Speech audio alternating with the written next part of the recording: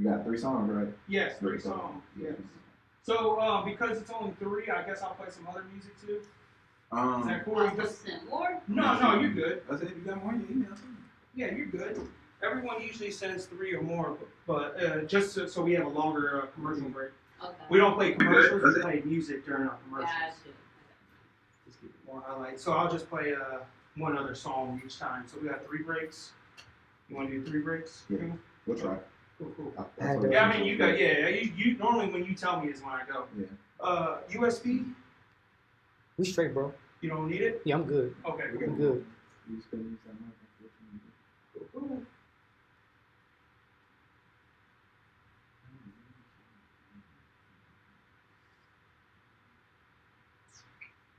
Breaks. You want to do 3 breaks? Yeah. We'll try. Cool.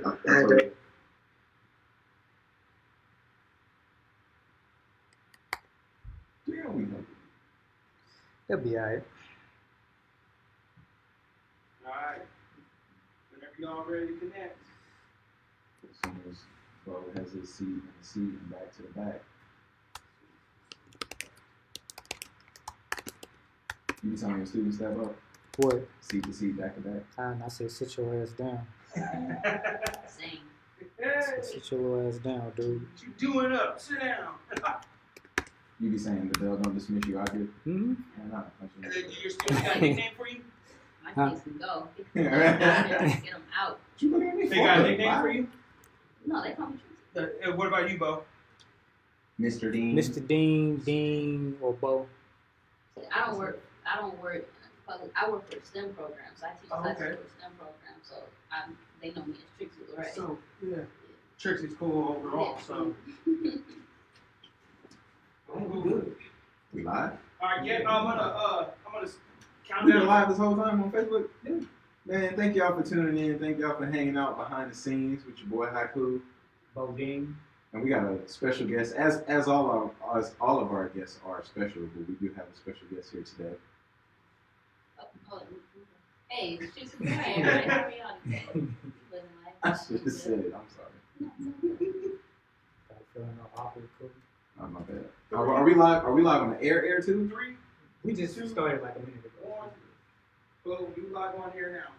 Cool. So for those of y'all tuning in on localradiostl.com, what's happening? It's Haiku.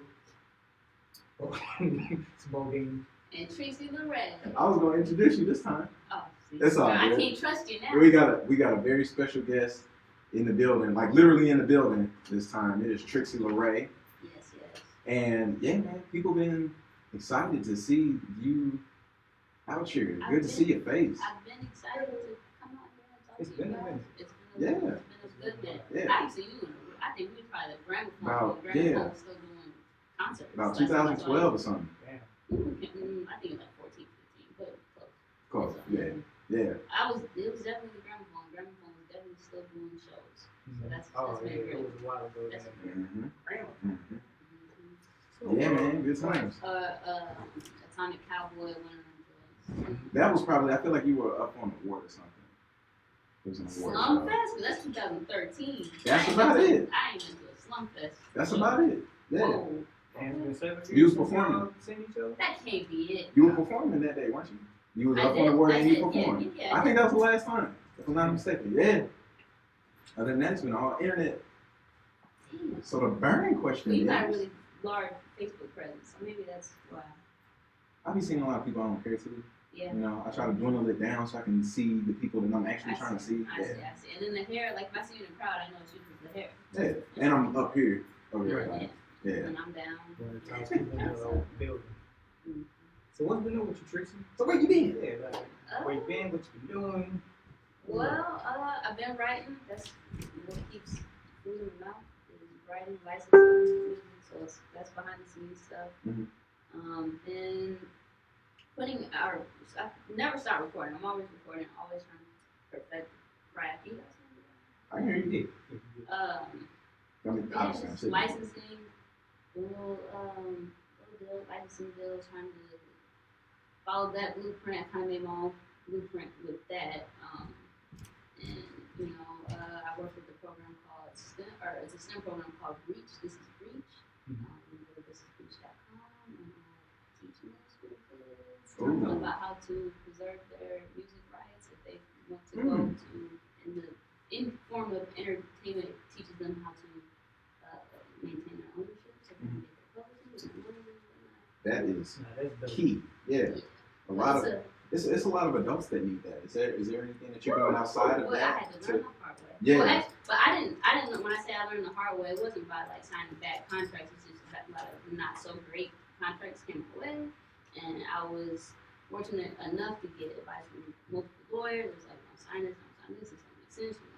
You know, sign your any money that you could make from this. Mhm. You It's gone. you don't have control.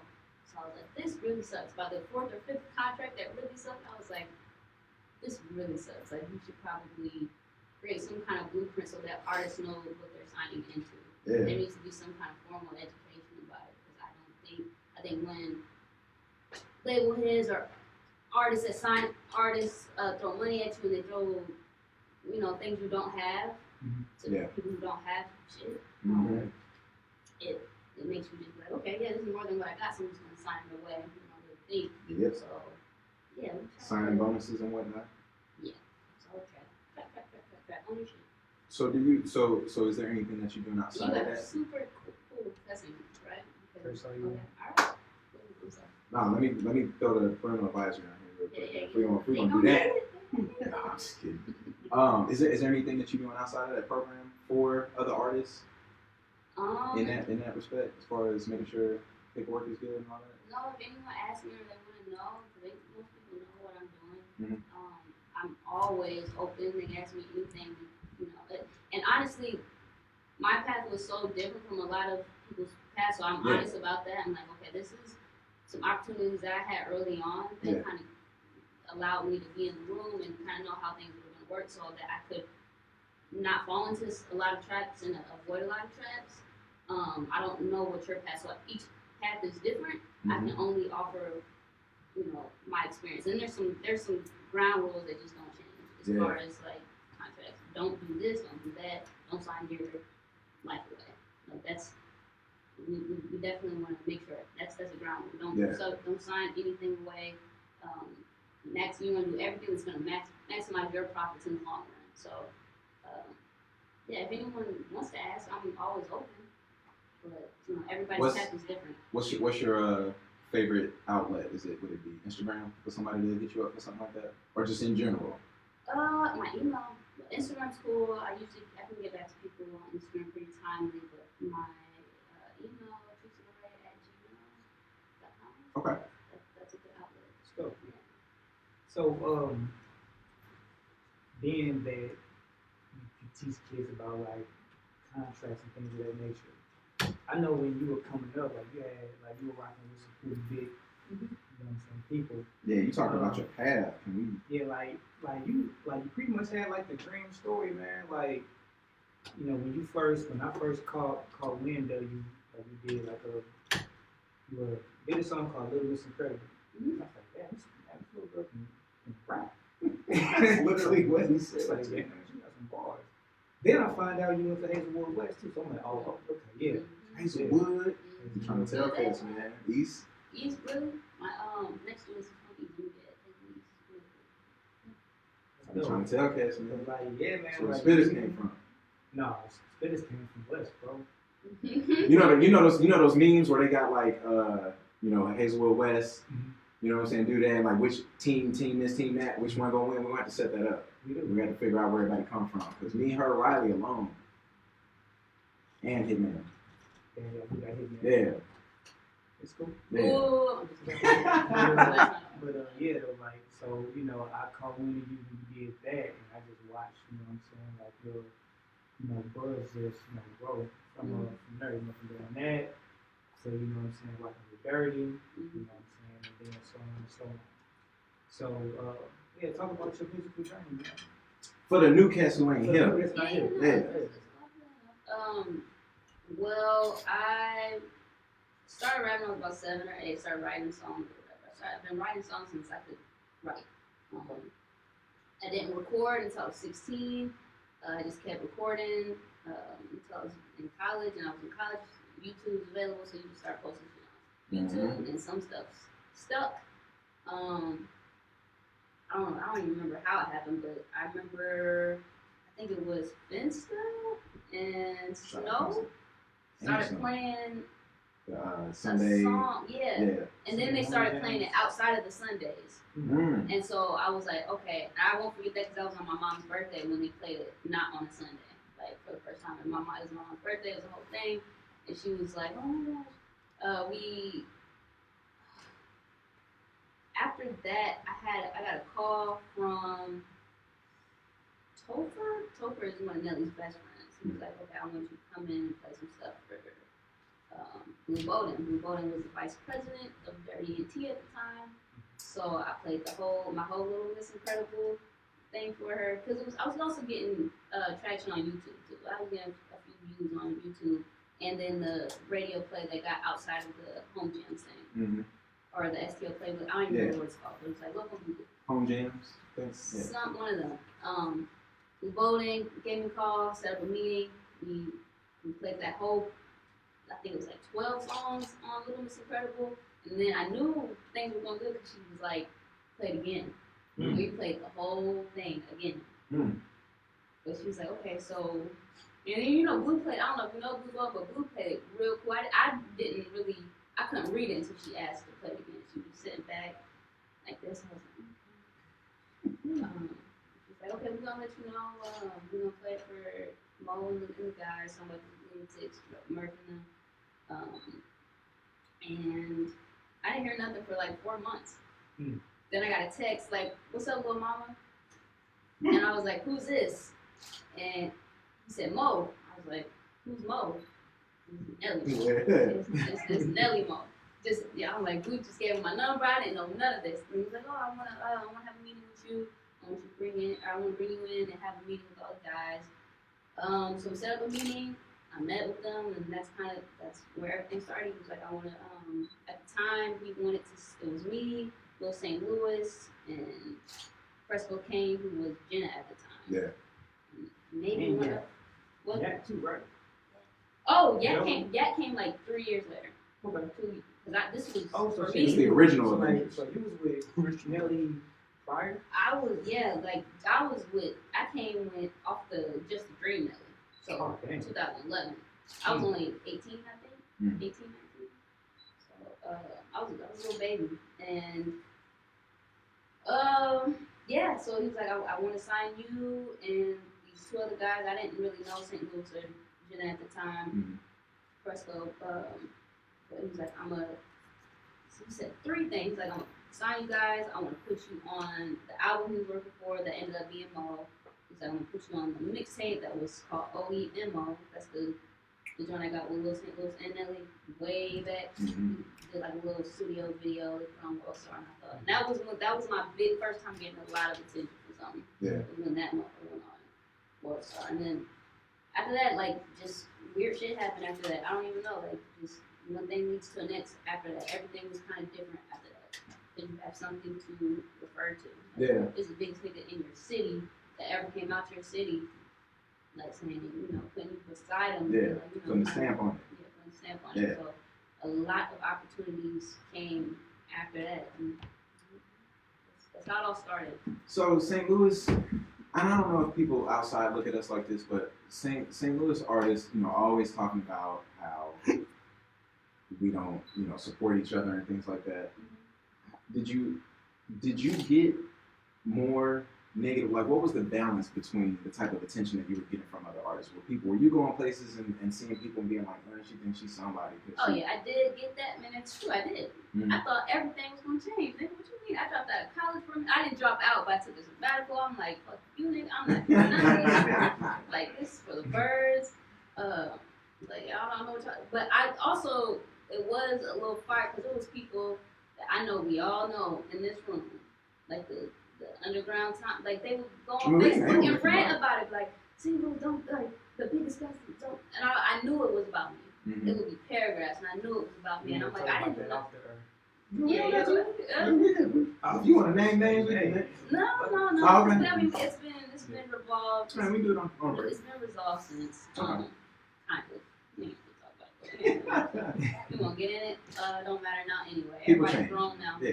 Everybody's grown. So, To an extent. And a lot of shit for me happened after the whole nother thing, because I was with 30 NT from the time had just turned 18 to I was about to turn 24, 25 by the time I got. We had just did the Nellyville show. I went out there and I lived with them for the filming of that, but it was like I was there for like a long time, and then by the time the season came out, I was on there for like literally 2 seconds on the show. So I was like, it might be time for me to just try to see what else I could do. Yeah. Now, so being with Nelly for that amount of time, were you able to like write music from, or like was there any opportunities for you to make money to like live? To be honest, at that time, especially when I was like the little short period of time I was living with them, I didn't really need money because he was taking care of everything. I was in his house. I was like one of his kids. But then I obviously was like, okay. And then honestly, like he was filming Little House Husbands at the time, so we would like spend our days like on set with them. We meeting a bunch. We meeting Kevin Hart, we meeting a bunch of Russell Simmons stuff. So so you kind of caught up in that for a minute, just kind of being in the room. Yeah. And that shit gets old really quick. Yeah. Especially for a nigga like me. Like I was like, you know, what's next? I need the next thing. I need to do what you said we were gonna do. And it didn't happen. Yeah. So I was like, I think I just need to kind of see. And it wasn't no bad blood or nothing. I think by the time I took the next step and just decided to move to Atlanta for a while, which I ended up signing with a management group in Atlanta, and that's what started the Young Scooter, TK Cash tour thing after Dirty and T. It took like 4 or 5 years, but Nelly, he was like, you need a car, you want some money? He's like, what told you need a car? I was just like, I remember the feeling. I was like, I'm good. Ooh. I was sleeping on my brother's little bitty ass couch at that time too, and I told him no. But I just felt like whatever was next, I needed to kind of do for myself, because it was coming up on 5 years by then. Yeah. And it was cool. Like I was exposed to a lot of stuff. I got to meet a lot of dope people, a lot of lifelong. Well, I would like to think lifelong people. All the chicks are like they really looked out for me. Like they really looked out for me. Real genuine love. So. And then I like just being around somebody like that comes from where you come from, just to see that it's possible. Like it did a lot for me. It did a lot for me mentally. But I also saw a lot of weird shit too. Like just not that they did or anything. Hollywood weird shit. Yeah, like just weird shit that I was like, man, I don't even know if I would be able to do some weird shit if I was in that position. Yeah. Not talking about another anything, but just weird shit that weird shit. I don't know what you're talking about, but it's weird shit. He's talking about like it's child like, sex rings and no, none of that. Not child sex rings. Okay. Like, people just doing, talking about like some Illuminati type shit. Yeah, that shit. Oh, okay. Did you ever get an offer? No, it was more like once you get into it, you kind of see like, okay, so niggas will make their money from like having hits or whatever. Right. But to sustain that money, they might have to start doing some other shit, like, and it's kind of exploitive. Yeah.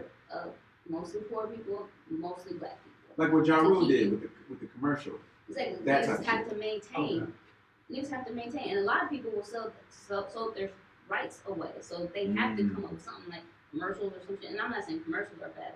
That's good, but it'll be other like little weird shit. And when you're in the room, you hear how they talk about people, and they know what it is. They know that it's exploiting, but they gotta live, they gotta survive, they gotta maintain this image and this lifestyle. And then, especially if you're a black celebrity, you got a ton of people. You provide for your entire family and their cousins and stuff. You'll be around, you'll be like, oh shit, it's a lot of people that depend on this one person. So you kind of just do what you gotta do.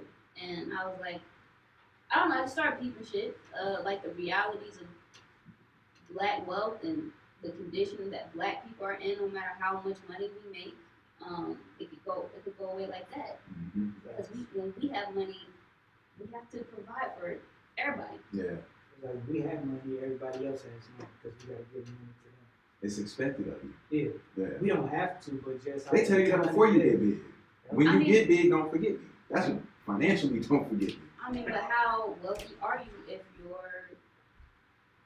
if your nephews and nieces ain't taken care of, or if your Yeah. grandma, your aunties ain't taken care of? Like, Yeah. I think though what people fail to realize, like when you first get on and get that big check or just that big break, it's gonna take a while to really like To stay up to there. like stay up Yeah. there. You gotta. Like that first big check that you get, you should put that aside. Most of it. You know what I'm Invest. saying? And just, wait for like a year or two till you start, building all that money. Then, if you want to buy your mama a house or get a new car or something, do that. Yeah. As soon as cats get their first big check, they just go, crazy. Yeah. So they never had nothing. Big Never had chain, nothing. car. Yep. what do you think's gonna happen when you get something that niggas that never had nothing? Nothing. Yep. And most of us don't have nothing. Yeah. So That's the appeal of where we come from to get there. And I don't want to jump too far left and get into as far like what hip hop is, where it came from, and what it is now, where it feels exploitive. And I will say this: I did see. So Hamilton, the play just came on Disney Plus, and Pancho Rucker, shout out Pancho Rucker, who was here. If those of y'all tuned in, familiar with him, he mentioned that to him he didn't like the play, and part of the reason was because it felt like it was. I don't want to say that he used the word mockery, but the way that I read it was like it's. And I get this same feeling when I hear commercials and stuff like that, where like it takes hip hop and it commercializes it so much, and you don't really see that with too many other genres of music. And it's like what hip hop was born from and what y'all doing with it is almost disrespectful. I like arguably is disrespectful what corporations do with hip hop. Like it's very gimmicky, it's jokey, it's like all the way away from the. I won't say I did get that in parts. You know what I'm saying? But I felt like with the cast and everything that was involved with that, I didn't see that, but I wouldn't tell somebody that they were wrong for thinking that because I saw it in the opening minutes, and then I had to like really get into the story to get my mind off that. Yeah. And then also as an artist, as somebody who's so involved, like he said, looking at it as hip hop saved my life, it's hard for me not to see it that way. And I get that, and I understand not everybody. I don't think that's the average person perceives music and hip hop in general, like the whole hip hop culture in that way. So, well, it's one thing to be like living that life, like living those stories that hip hop tell, and it's one thing to just like turn up to it. Yeah. So where you can turn that song off and you out of that life after you turn the song off. Exactly. There's a business to it. That's why all that money that is made from black artists. Who do you think signing them checks? It's not black people. Nobody. You might have black A&Rs, you might have black head of labels, but the people that are really making the money are it's white capitalists. Yeah. It's white people. It's all going back to white people. So that explains the gimmicky. It can get that way because it's capitalism. Because that's what entertains them. Yeah. That's what makes the money. They can't relate to the street aspect, the more like the trap songs. Yeah. And I mean, and it just looks cool, it sounds cool, it feels cool, and they exploit it. They're gonna get their money. They're gonna get their money from it. Yeah, for sure. But that explains why artists like, even though he's one of the best lyricists ever, like Eminem, why he's such a mega star that he is, or what's my dude, man, the dude that came out of the thrift store. Oh yeah. You know what I'm saying? Artists like that. And they know. They know. Yeah. I mean, what else do you expect in a country that's 70% white? That sounds all right. It's 70, and if it's not 70, it's super close to 70% white people. Yeah. Out of 330 million Americans, it's like 230, something like that, are white people, just white people. That's crazy. White American, not even like French. Italian. Okay. And you know what? So yeah, I didn't want to get too far off tangent with the Hamilton thing. I just thought that was a good take on that. No, definitely. Since we still on, you know what I'm saying, your uprising. So you said that you went through a couple bad contracts before you understood like the proper paperwork and things. Mhm. Was that during Nelly or afterwards when you went to Atlanta with the management deal?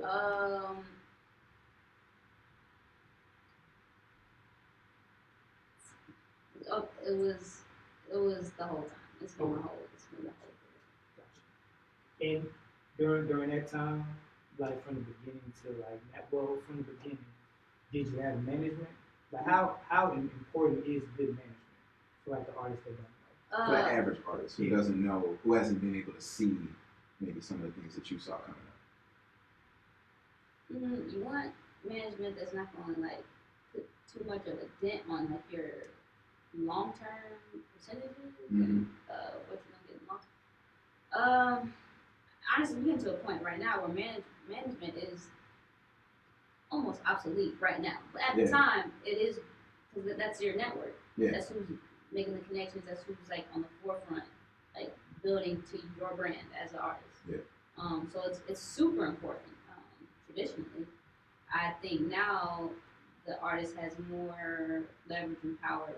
There's so many platforms that you can kind of do the shit yourself, but I think you want a manager that knows what they're doing, that is connected and is not gonna rob you. Definitely that part, like the manager that has your best interest at heart. Yeah. You know what I mean? And that's really gonna back. Not somebody who's got 100 clients but can kind of give you. Oh yeah, no, it's gotta be personal. It's gotta feel. It's gotta be a relationship that is trustworthy. But that, I mean, I don't even know if that is really saying much because everyone's going to trust on that first. Yeah. You really don't know until you've been in it. So they you don't. don't know until you've been in it. Like you get the money, but you've been getting the money for a minute. That's how you know.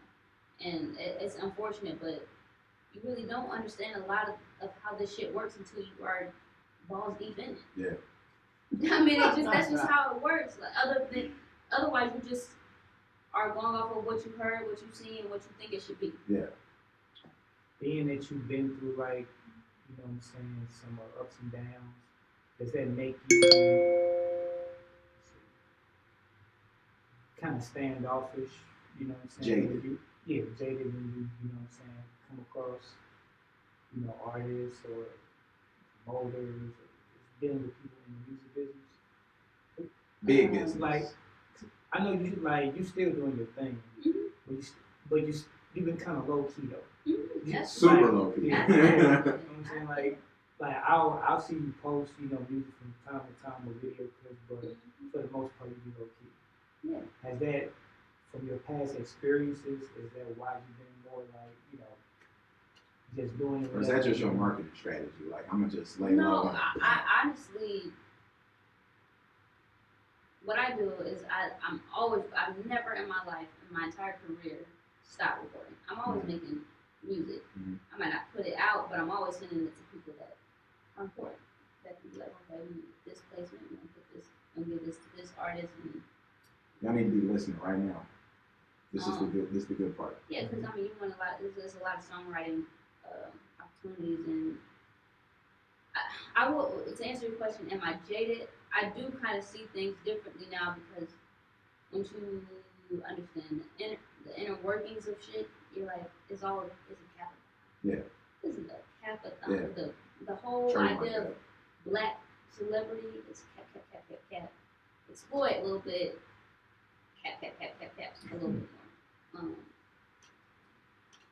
But I would never, like, are you saying, like, well, when I see new artists, am I like, kind of like what, not even just movies, but just artists in general, like, are you too, being that you know, went through things in your past, do you feel like that kind of push you away from, or like hinder you from the working scene with itself, artists, you saying?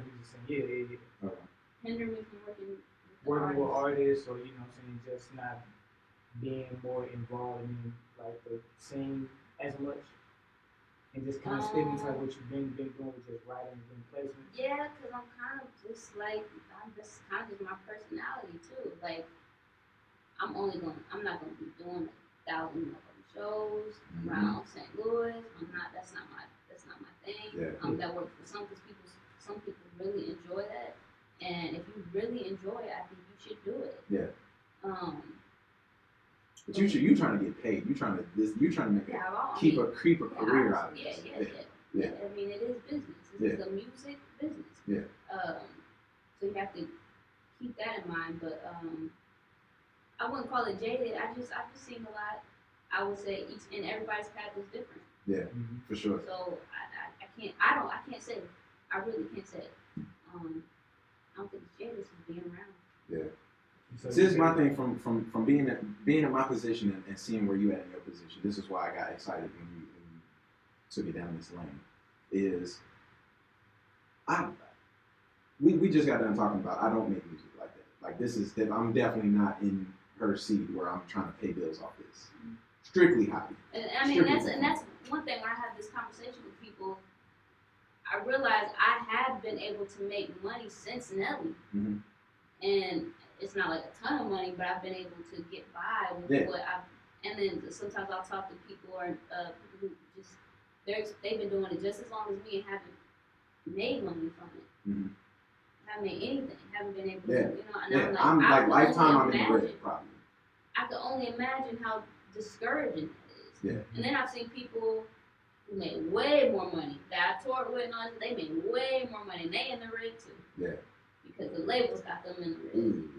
I was hoping you were going to say it's because they putting the money back in, but they not even seeing it. No, because you're borrowing money every time you shoot a video, every time you do a tour or whatever, and you get the show money, but out the show money, you splitting that up. Yeah.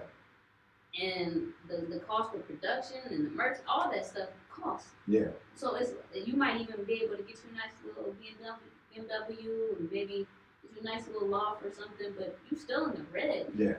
It's just like when you go to college and you go into debt. You can get a job that's going to pay you each month. Yeah. You still got loans. You still got student loans. Yeah. You're still in the red. Yeah. It's the same thing with music. Yeah. Well, I said that to say, with, some people, so like from my position, and you got like what you saying, like you low key, like to get to the point, she letting people hear the music who is worth hearing the music. Right. Like, my inbox shouldn't be on fire with people being like, listen to this, check this out, and you putting all that effort into me. And I'm gonna be honest with you, I think I've said this before, I don't really listen to hip hop like that. Like I don't listen to music with lyrics, because the only time I have. He says it every show. Okay. So the only reason, like, I listen to music when I'm driving or while I'm at work. I can't listen to people talking. It's just music. So I don't listen to music with lyrics. It's not that I don't like y'all. It's just not. It's not. It's not for the situation that I'm in. So people bust their ass to try to get me music, and I'm not gonna do nothing with it. So whereas you have what she's saying is, just because we haven't heard the music. But they probably. It's not for us. It's not for us. We're not gonna be the ones getting her in commercials and video games and movies and shit like that. But they probably try to send you music because of your platform. And then people got it backwards though. Ass backwards. That's all I wanted to highlight that because. At the same time, people probably don't know what Trixie has been up to, like. And that's good. And that's what I'm saying. Those people who don't know. I get it. There's some ups and downs to that, but I think it just is my personality. She letting the people hear the music who need to hear the music. I'm not gonna get you paid. You know what I'm saying? Like if you coming at me as a fan, which I don't think is happening. That's what I'm saying. I'm vocal about not listening to me. You know what I'm saying? So you're not approaching me as like, oh, this is a potential fan. Like you're seeing an opportunity of some sort, and I'll direct you on where to send the music if to get it in rotation here. But I'm not gonna get you placements like that. Yeah. So. And the people that would be like, if you did get a placement that were to reach, everybody's just in St. Louis, like, oh, I ain't never heard of Trixie, blah, blah, blah. And they start complaining, oh, well, she ain't nobody because I ain't never heard of her. Who are you? Obviously, she was letting somebody hear the music who put her in that position. That's what y'all need to be doing. Exactly. That same amount of effort. I mean, Because y'all making the effort just to the wrong people. People be so busy trying to be the king and queen here, or like run run here. And y'all, and that's the thing. Like she And said, that's where y'all the people up here deciding that with the ones that's writing the paychecks, because y'all start talking all this number stuff and who got sales and blah blah blah. Okay, you getting these kind of numbers though. So all that talking that y'all doing is irrelevant. I want people to focus and get to the money, and to the right point. Let me ask y'all something. So, is it more important? I know the answer. My answer. Is it more important to get millions of streams? Like, because it's cats out here that got thousands, hundreds of thousands of streams on Spotify or YouTube, but they shows like have like 5-10 people. But I mean, honestly, if you get people who don't have as many streams on these social media platforms, but they getting shows, getting paid for the shows, getting placements. It's a lot of people who don't know who Lil Scooter is. But that whole tour, he was getting, I don't want to say exactly what he was getting him, but he was sustained. Okay. Maintain money. Okay. See, but at the end of the day, when you get all these Spotify streams, and I saw a number somewhere where you had to get X amount of streams in order for it to be X amount of dollars for you. You get X amount of streams to get X amount of money for you. $1 million plays is like what, 7,000, 6,000. I'm gonna trust you on it, but let's say that. So now, if I do that versus headline my own show that gets 100 people in, $10 a head, that's $1,000. I can do that. How long is it gonna take you to get 1 million streams? Plus merch. Plus merch. So the amount of time that it takes me to get that 1 million streams, how many shows can I do actually pocketing money? So to answer to your question, it's more important for me. Now it could work out where if those streams, if you go and you look at where those streams are coming from, and then you go and do a show in that city, but the direct in your face show, concert, merch, all that is always going to be more profitable because you're not getting pennies off of spending. But that's like that when people do all that talking about how many streams they get. Okay, are you doing a show in that city? Because you're not getting them here. You're not getting those aren't St. Louis streams. That's not. So if you're getting, if you got all that love in Denver, or you're booking a show in Denver, if not, then your numbers really don't mean anything. People need to also be creative with their approach. Can't just have music. Okay, your music dope. What else you got? So people may not gravitate towards your music right off the bat. Yeah. You may have some dope ass merch, or a dope podcast, or some type of dope product that reels people in. You know what I'm saying? And gets to see who you are, or make them want to discover you more. Yeah. Then it may make them want to fuck with your music. So a question for Trixie. So, you come across my timeline every blue moon. Do you feel like it's important to be personable, have yourself out there for people to fall in love with the person as much, or like where is that at with the music? Yeah, I think people gotta like you, and then like we're in the social media age. People want to see your personality, they want to know who you are, they want to be able to connect to you. Yeah. Unless you like pop, unless you got the Beyonce type thing where people are following you a really long time and like you can be elusive like that. Yeah. But like I said, it's different strokes for different folks. I don't know. I don't have all the answers. I just know what's been getting me through. Yeah. Like I don't know if it's been best that I create and then send it to those few people that I know. Like okay, if it's out of here, it's out of here. It's gonna be out of here. Yeah. You know what I mean? Or at the very least, I'll be able to make some bands off this. When you have maybe some people will be like, you should put this out years ago. You should. I get that a lot too. Like when I play something, I'm like, you should put this out. So I do think I kind of designed my path for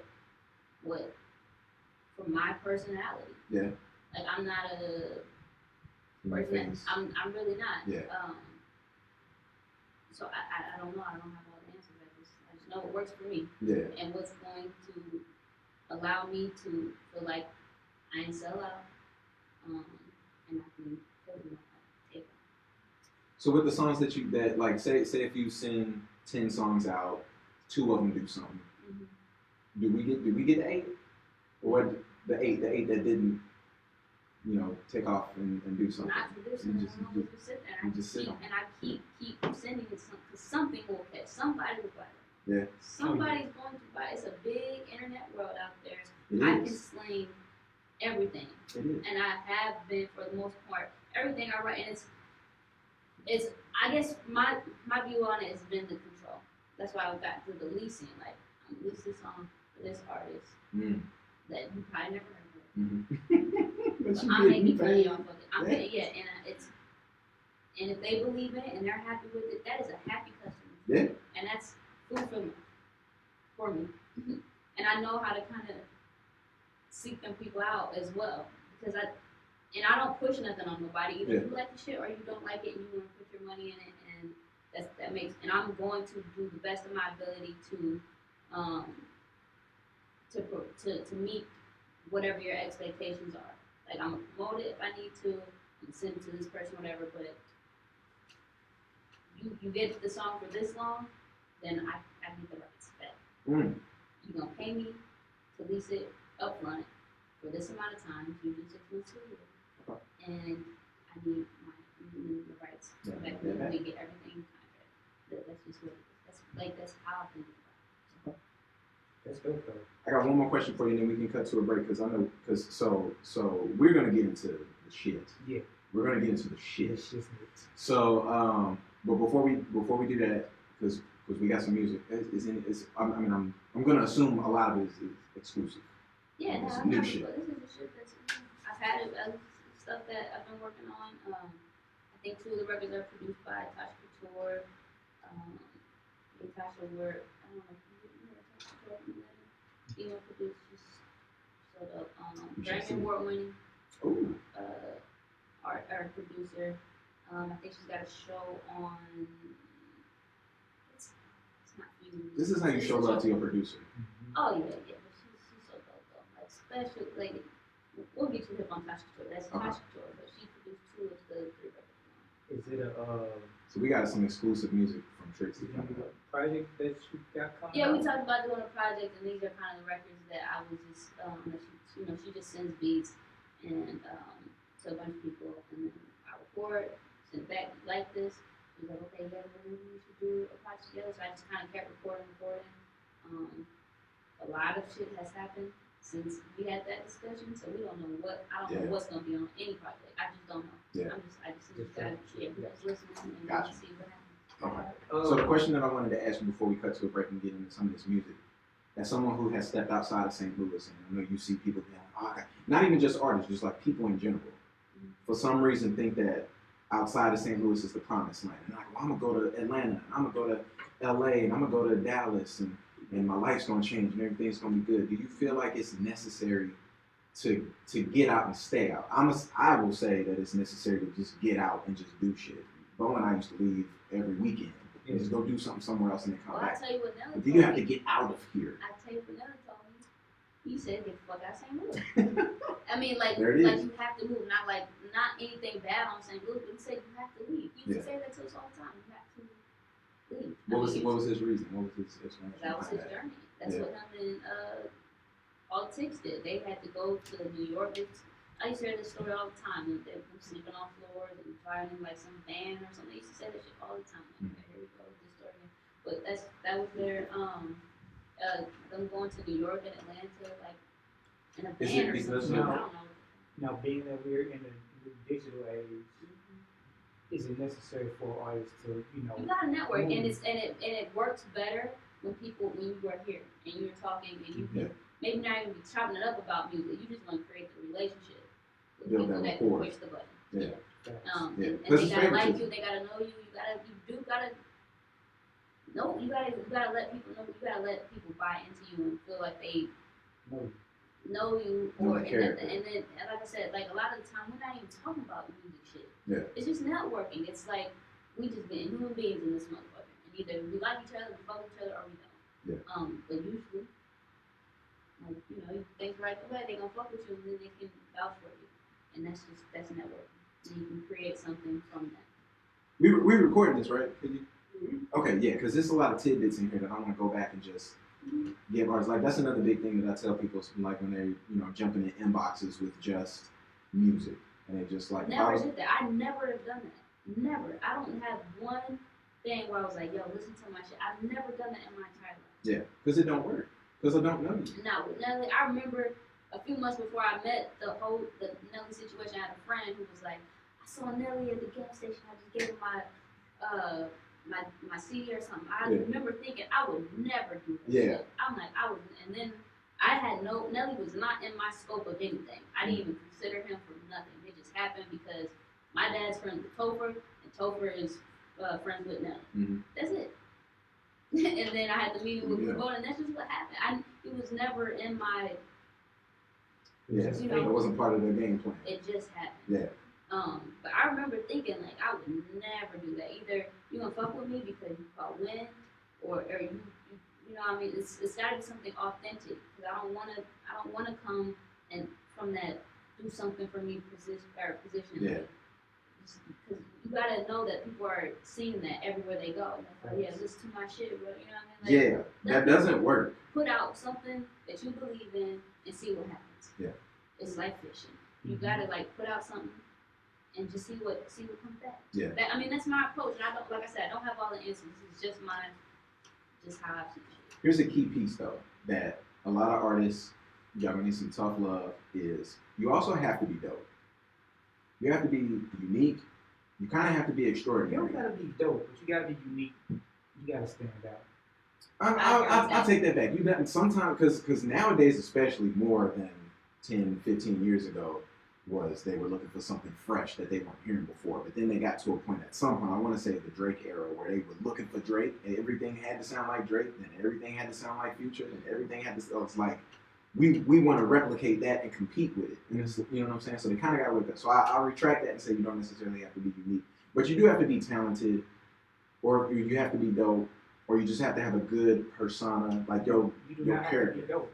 You do not have to be dope. To fit her story, the key part, one of the key parts of that is that she's dope.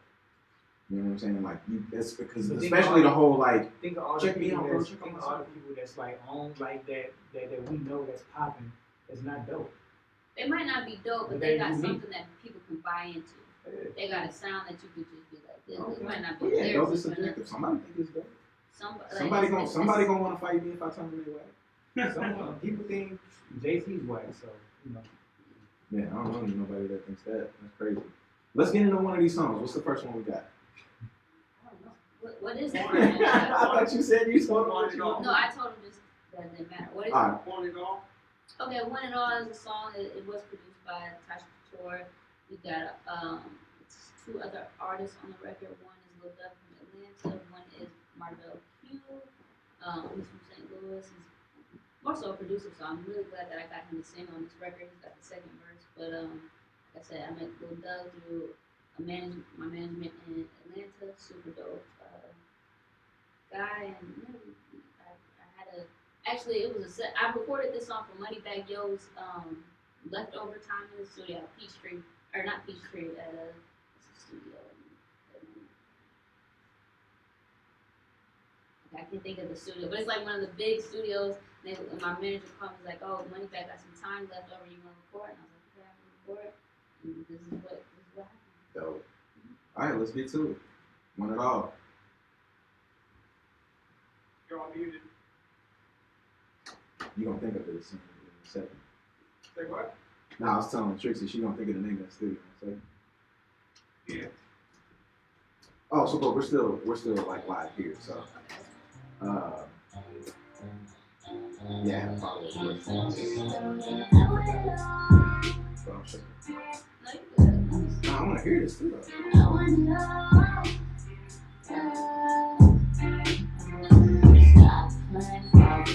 Yeah, right, that's right. I'm gonna play one more after this too. Making sure when you get shut it down, that's Password. You heard of Password?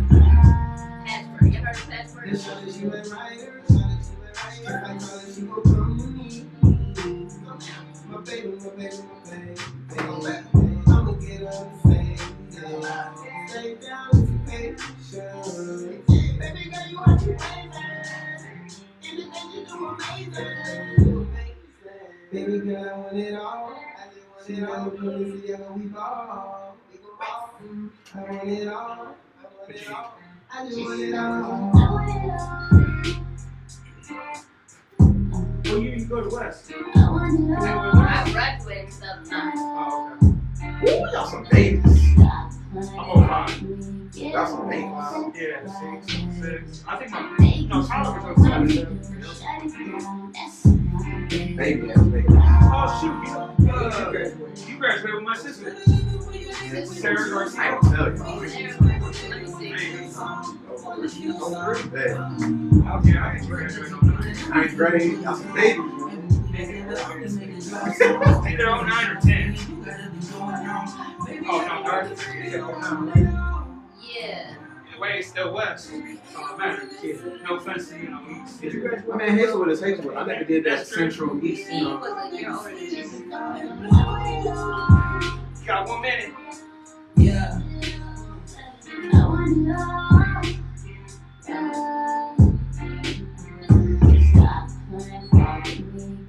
You're not from LA, are you? Me? Yeah. No. That's crazy. No. Because I look Samoan? No, but Sarah, I know from LA. Oh, yeah, no. She's been out there. She said that's crazy. She said, hey, you got I'm not eating Samoan.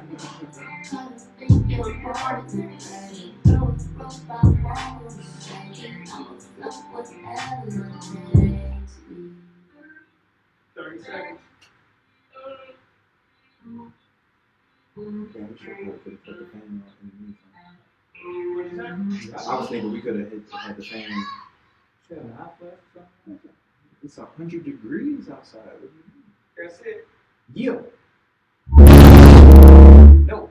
Loco, motherfucker. That's how we come in. Yo, you tune in to STL versus everybody. That's STLVSERRBODY. I'm Haiku. I'm Bodine. And I'm Trixie Le'Ray. What's up? Shout out to our sponsors, Urban Chestnut and Amazon Prime. Yes, sir. Make sure y'all subscribe to Amazon Prime because The Boys Season 2 is definitely coming soon. I might have to renew my subscription. Well, if you do, make sure you jump. We got to get that link in there so you can get your free trial. Yeah, Definitely. for sure. Trixie in the building. Yeah, I'm still here. Yes, sir. Hey, so we got, stay tuned. We got more new music, more exclusive. You know we love exclusive music. But let's see what time it is. Oh yeah, we passed the top of the hour, so let's get into current events. We can never go wrong with that. So, what I wanted to ask you earlier too was, have you been kind of keeping up with, this kind of local thing lately? We're talking about renaming St. Louis. We're talking about taking down statues, and we're talking about Confederate flags, and people talking about the South will rise again, and KKK being in St. Louis. We just talked about how I think some people forget, or some people just have never been too far outside off their porch to know that we're actually surrounded by all this shit. Like, if you go, we were the last state to be free too, right? As far as states go, something like that. Yep. Yeah, there's a lot of history in St. Louis, specifically regarding It's slavery. our geography, gateway. Like, there was no West. Yeah. We had to go through here. You were a history major? I graduated from Linwood University, got a bachelor's in history 2014, and a lot of debt. Ooh. So do you ever see in your feed do you just see just nonsense and bullshit in your feed, or you just want to jump in and be like, no, that's factually incorrect, or do you just not want to be involved with it? It depends. If it's something I really know, and it's like something I care, like I'll be like, I don't want you to go out in the world thinking this dumb shit. So Yeah. let's talk about it. But relatively, I'm starting to get there. It's like I don't want to do too much back and forth because I know, but I also feel like a responsibility to kind of educate when I can. So sometimes I go on there and I'll be on Instagram all day, probably when I shouldn't, replying to stuff that I probably shouldn't be replying to. But I try to approach people in a way that just gets them to think in a different way. Like, there's a lot of information out there, so I get it. Like, you could be easily misled. But there's this thing called, in your history major, you're going to learn how to find reliable sources, primary and secondary. You got to know where you're getting your information. You got to take that in consideration. Yeah. Yeah. Not memes. I noticed that like on your IG stories, you know, like you do be breaking down a lot of information about, you know, police brutality or, you know, things that's going on. Like, you definitely be dropping gems. So, you know, for people that's not familiar with her, you know what I'm saying, go check out her IG and like just click, you know, play on her IG story and just read all the, you know what I'm saying, snaps. So I'll admit I'm not, since you mentioned reparations, I'm not you know, too educated as far as what like indigenous people what their agreements are in America as far as, you know, the way that they live. But I have heard people say that like they would like to see reparations for Black folks in America look something similar to that. How do you feel about that? Honestly, you can't even compare what Black people have been through to any other group, because we are the only group that came here forcefully. Because that's one thing, it's a trap that you gotta look for. It's like this idea of, well, we all come from groups that been through something. No. Yeah. What we went through wasn't just like a little oopsie. Yeah. It built the country. Black people built the country economically, structurally. It's built off our backs. Yeah, literally. We made slavery and free labor made America an economic power. Yeah. So all Black people who live in the day, all of our peers and us, we are going out into the world and we're competing with the wealth that was generated from our ancestors' bodies and free labor. Yeah. It's a whole different thing. You cannot compare what Black people have gone through in this country to any other group. It's just, it's unfair. It's not the same. Yeah. We're the only group brought here forcefully. The only group where our humanity was denied. Yeah. The only group we weren't allowed. We didn't have a right to education because we weren't considered people. We were property. You remember the 3/5? Yeah. Yeah, we were property. So no right to education, no right to participate in government and vote, no right to start businesses and own property because we are property, we were property, you know. So, not to mention we fought in every single American war. We built the country. I think it was a Yale professor, David Black, who put the estimate in 1860 at just slave bodies, not including slave labor, at 3.5 billion, which would make slave bodies the most valuable. No, slave bodies, like just the value of trading slaves, without the free labor, mind, without the actual labor, at 3.5 billion in 1860. That is more inflation than any other. Would make that 100 billion probably. Literally the most valuable asset in the U.S. economy with all the other sectors combined. We built the country. Yeah. So when I I go on and on and on about this because I'm so tired of seeing Black people like kind of just not know who we are and what we contributed and what is owed to us that we never got. There's a situation, everything that you see on the news about Black people, there's a reason for it. We never got we never got our debt paid. Yeah.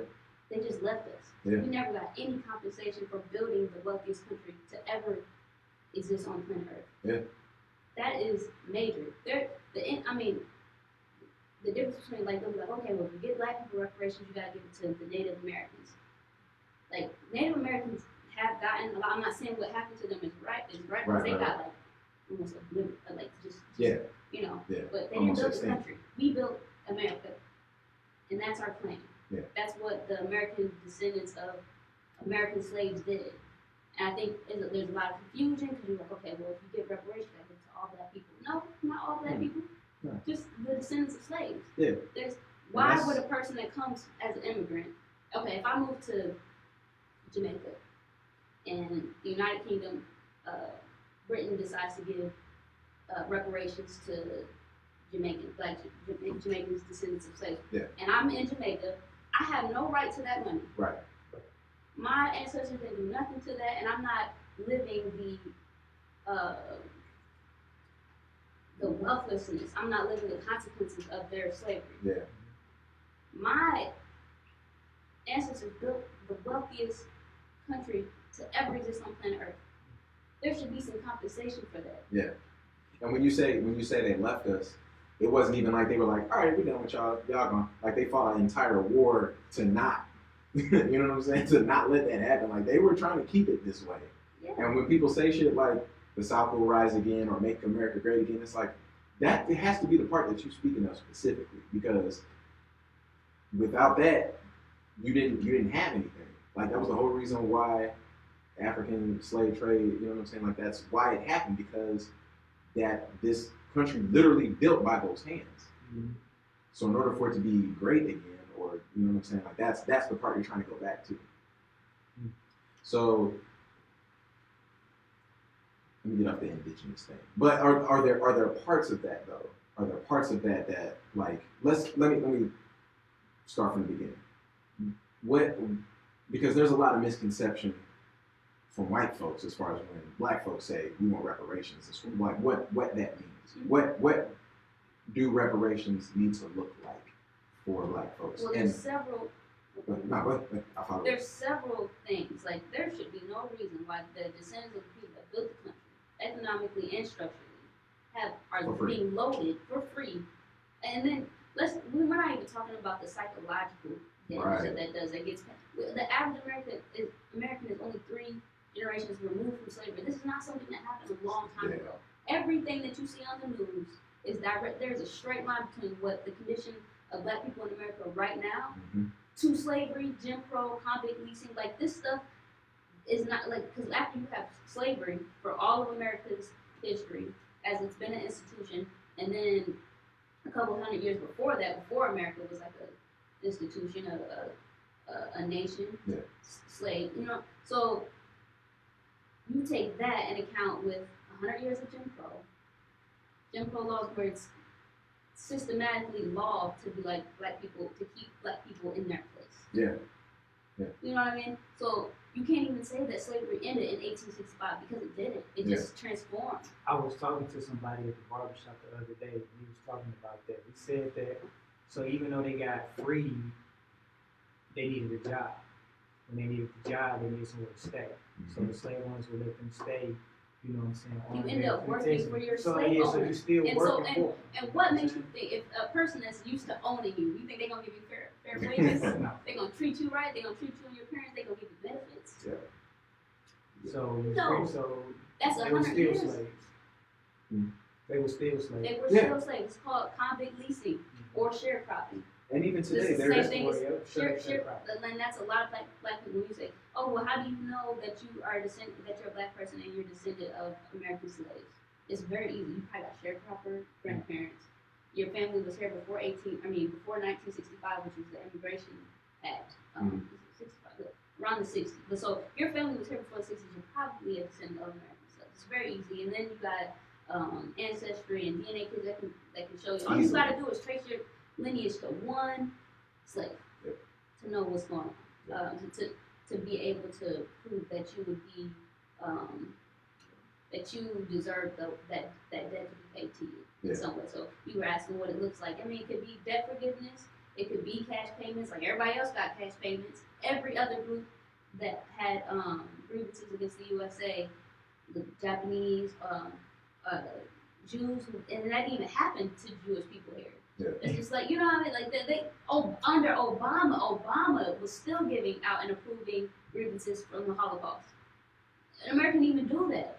But if you asked Obama about reparations for black people, oh no. Well, you know why he thought that? He's not rooted in the same lineage that we are. He doesn't come from he's white and Kenyan. His dad is from Kenya, and his mom is a white woman. And he was raised by his grandparents in Hawaii, his white grandparents, and he had access to whiteness. He has inheritances from his white grandparents. You know what I mean? Like, he can't relate to that. He doesn't come from the same lineage of slavery and Jim Crow and convict leasing and sharecropping and segregation. Like, you know what I mean? He was born in the 60s. You come in when everybody else is starting to come here. The immigrants are starting to come here. So what sense does that make to be like, oh, all black people in America need reparations? No, just the descendants of the people who built the country. See, I think it's important to let certain people, and one of my follow-up questions will pertain to that, let certain people speak on certain things. I think some people, obviously social media is a wonderful tool and it gives everybody a voice in a sense, but, and not to say that everybody doesn't deserve that voice, but there are people who are better suited to speak on certain things. Do you feel like that's something that you want to get into as far as, even on a local level or even, anything greater than that, as far as using your knowledge to enlighten? Because not only someone with our best interests in mind and fairness and, taking a situation like that and being righteous about it, and obviously you've got some racist folks who want to say, well, fuck y'all not getting nothing, we don't care. But you also have some black They've folks. been saying there's a reason why the slaves never got compensation. They were saying the same thing. 20 years after slavery, it was like, y'all don't deserve special treatment. Yeah. That's what they Yeah, started it's saying. special treatment. It's not even equal. Slavery was, Yeah. But they were demonizing it as, why should we help y'all? Y'all didn't, you know what I mean? Like, but the data, that's what I'm saying. That's why it's, and the advantage that we have right now in 2020 is the data. It does not lie. You have to be data driven, and when you have these conversations, you got to come from a place, and you got to be knowledgeable of the data. Otherwise, you can fall for all the tricks that Exactly. Today, 2020, black people have, and there's the estimates are between 1.6 and 2.6 of America's wealth. White people have 90% of America's wealth. That 2.6, let's just call it 2.6.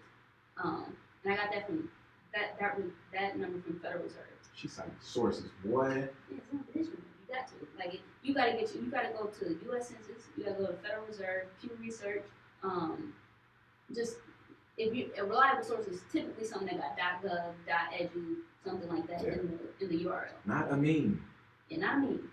I mean, I'm not saying there's anything wrong with memes, but you gotta be able to figure out where's that information coming from. Go to the source, and it has to be a reliable source. Otherwise, you're playing games and don't have time for games. So if you're, what were we just talking about? Oh yes, the wealth. We got. Okay, so 2.6% of America's wealth at max. That 2.6 is projected to fall to zero by the year 2053. Like that's our lifetime. That's like around the corner. I'll still be here. Yeah, and then even if so, your kids and their kids, you know what wealthlessness in America looks like. To be in the wealthiest country, the planet that's ever been on Earth, and to have no wealth in the wealthiest country. You know what that's gonna look like for you? You know, some anarchy, hopefully, because economic genocide. It's you cannot exist. You cannot exist in a capitalist society without capital. Yeah, you can. It's just you will not be able to function correctly, and that's why we see a lot of the things that we see now within our communities, because we are a starved. We've been left with the effects of slavery and never been compensated for it. That is insane. That's how they think of us. Like that speaks to just the disposableness of us. Yeah. Like that from you know what I mean. Like you built your wealth on us through us and never even bothered to compensate us for it. The shit that we see on the news is going to keep happening. It's going to keep happening until that debt is paid. Yeah. There is no other option. There's this super great article, or it's a report actually from Duke University, where it dispels all of the myths about something called the racial wealth gap. The racial wealth gap, I'm going to show y'all right now. Look at this chart, and then take a look at that. We the black line. We're the black line. What do you see in that? That's white wealth right there. That's the red That's line. how little it is. Like, take it in, you know. But it's so wide. White people, on average, the average white family has 10 times the wealth as the average black family. 10 times. Black people have about 7 cents to the dollar to each dollar that white people have in this country.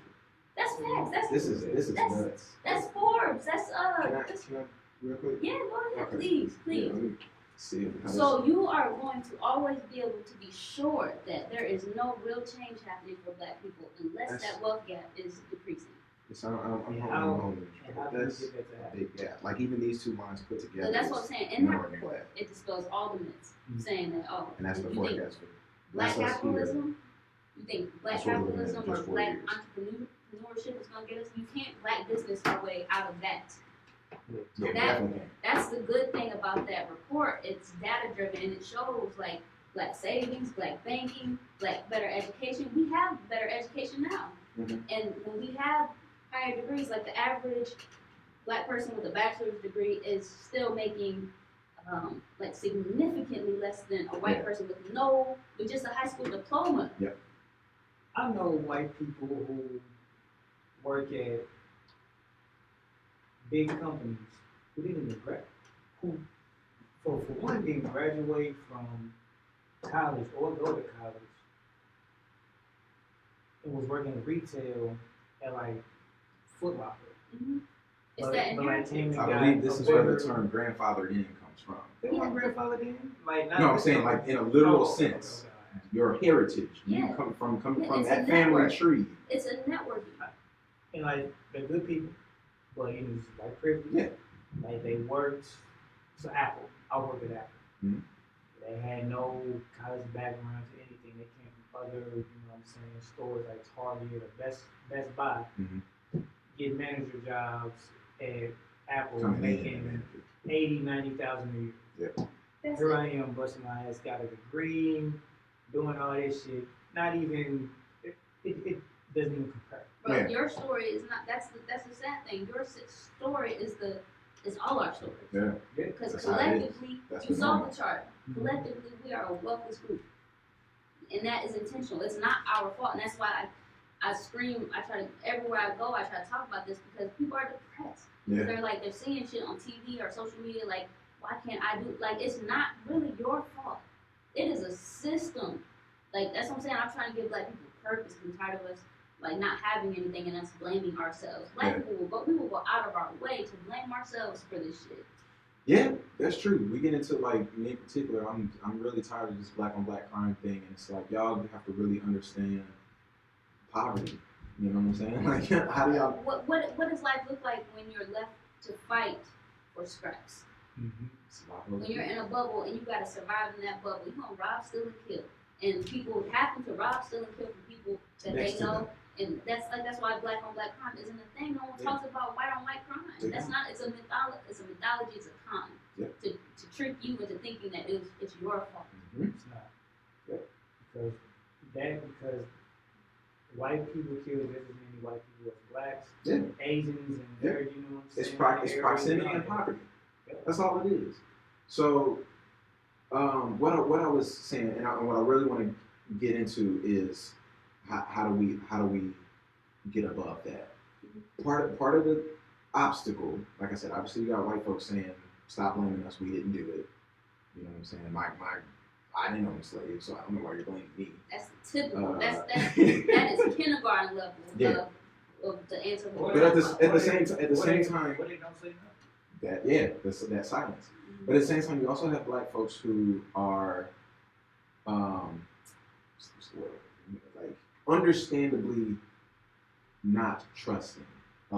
So like you said about having to do DNA tests and stuff, I can't imagine, like just looking at my timeline, I can't imagine how many conspiracy theories. If the government was like, okay, you know what? We're going to do this thing. We're going to send y'all free DNA testing kits. Y'all swab it inside of your mouth, send a sample back, and then as long as everything checks out, a check. You know how many black folks gonna be like, oh, you doing that shit? That man, they gonna have a chip in there that's gonna be in there so they can.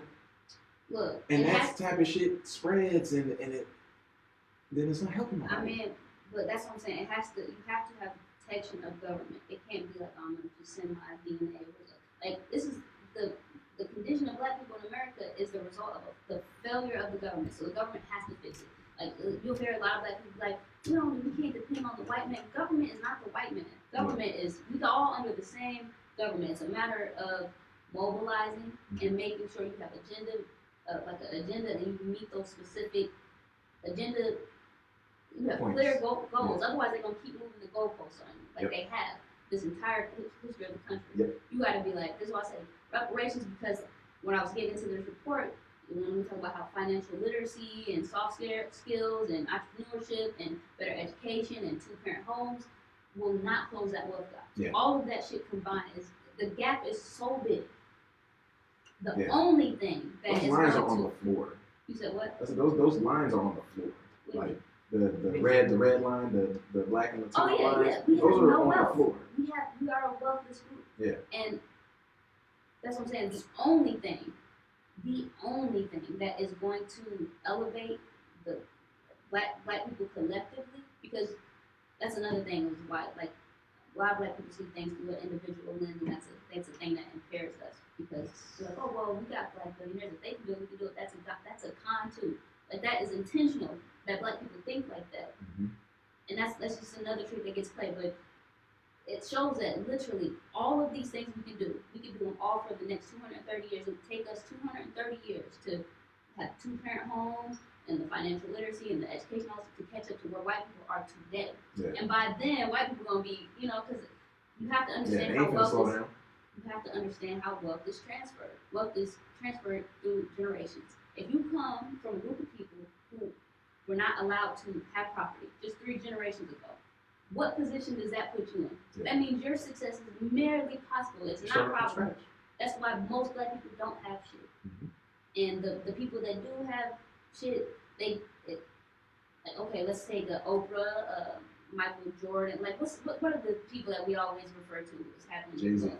Jay, Diddy, Master P, Jordan, Oprah. And these aren't like they're Entertainment. entertainment. It's entertainment every time. Sports, entertainment, music.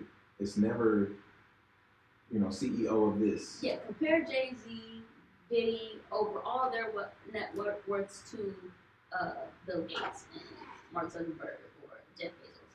Y'all are barely billionaires. Y'all are billionaires in net worth. That's not a liquid. Like if you read the Kanye West Forbes article that just came out where he declared he was a billionaire. That is a highly illiquid $1 billion. Yeah. But the average black person will see that, see, if he can do it, I can do it. Reading that headline. No. What you are really seeing is the limitations of black wealth. Yeah. Why did Oprah just sell her channel if things are just going all great? Why does she have to sell OWN? Because she on house arrest for being part of a pedophile ring. No, I mean she did that. She had to sell OWN, her share in OWN, like what 3 or 4 years ago to Discovery. And things are so great. First of all, her net worth has been like stalemate. It ain't been big. Like if you look at Bill Gates or Mark Zuckerberg or Jeff Bezos, their net worths are climbing. She's been hovering around that $1 billion dollar market since like what the early 2000s, maybe 2000. Almost like they let her get there just for the sake of saying. But that is the history. That's what I'm saying. You have to. There's a great book called "The Color of Money: Black Banks and the Racial Wealth Gap" by Marissa Bear-Duran, who was an Iranian law professor at the University of California, Irvine. Wrote a book where she literally spells out how, takes you step by step about how black capitalism itself is a decoy. Every president since Nixon used black capitalism to say, they knew it wasn't going to work. Because you can't segregate money like how you segregate people. Yeah, it's not going to work. But they use that to be like, oh yeah, black power, so to say, hey, you should do it for yourselves. So you demand less of your government. You're like, you're not, you gotta go by this bootstrap thing. Like, oh, we can do it ourselves, we don't need the government, whatever. And they're like, oh yeah, go ahead and do that. Yeah. It's a decoy. The whole black capitalism, black business, and then you'll hear black people parrot that to this day, like, we just need to get our money together and do this black business. First of all, why do you think the white power structure can crush your black politics, but not your black business? That just shows that you have a lack of understanding of how many times we have tried to do this. Yeah. Do business. Yeah. Black Wall Street, and there were no repercussions or consequences for the people that did that to us at Black Wall Street. Yeah. Nothing happened. No one went to jail. You bombed and massacred the wealthiest black community at the time. Yeah. I think probably to date. Yeah. No one went to jail for it. That is your government sanctioning your abuse. That's why you need the protection and the support of government. We never had that. Yeah, as long as it's the same currency, they can't be No, separated. there's no border. You need a sovereign place, like with you would need complete sovereignty and closed borders for something like that to work. Yeah. And we don't want that. Why would you want like one state when you have the whole country? And I remember I just saw that with that black, like the people that went to Stonehill, Georgia, and I was like, I'm here for that. Yeah. But that's because I was seeing it from like my perspective. Like like there's a bunch of black people with guns, and that's their right to do it. White people do that all the time. We saw that when they were complaining about wearing masks and shit. So that's the angle they should have used. Like here we are, like, and we're doing just the same. We're exercising our rights as citizens. But then I saw them talk, and it was like, oh, we want the state of Texas. I'm like, bruh, come on. Now that's not what we want. If you built the whole country, why would you want one state in the first place? That's not gonna happen anyway. Like that, the whole just carve out one little state for y'all. That's not what you want. That's not gonna work. You sound ridiculous. And if you got that to the floor at Capitol Hill, it would never make it. Yeah, it wouldn't even get that far. It wouldn't get that far. Yeah. You sound ridiculous. Yeah. So we gonna hold off right there. That was a lot to take in. Yeah, digest that. We got some. Can you post that link? You looked at that link for the book. Yeah, drop that in the comments, man. This is some. I really hope y'all listen. We gonna play another record. What's the next record that we got? KG.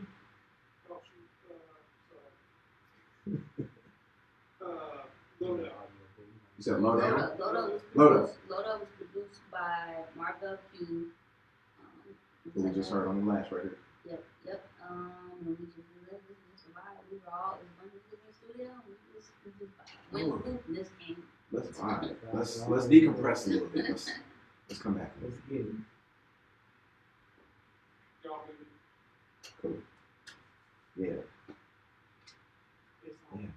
This is like you're who I want to hear from. When I go through my timeline, reading stats and shit like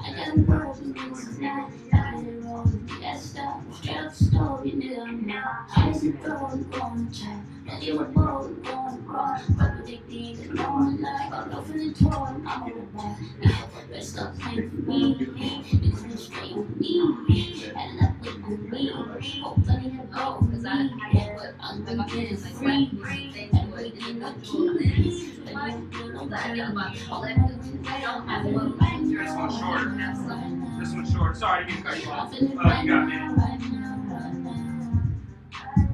I think it'd be dope hearing talking about it more because you got a voice.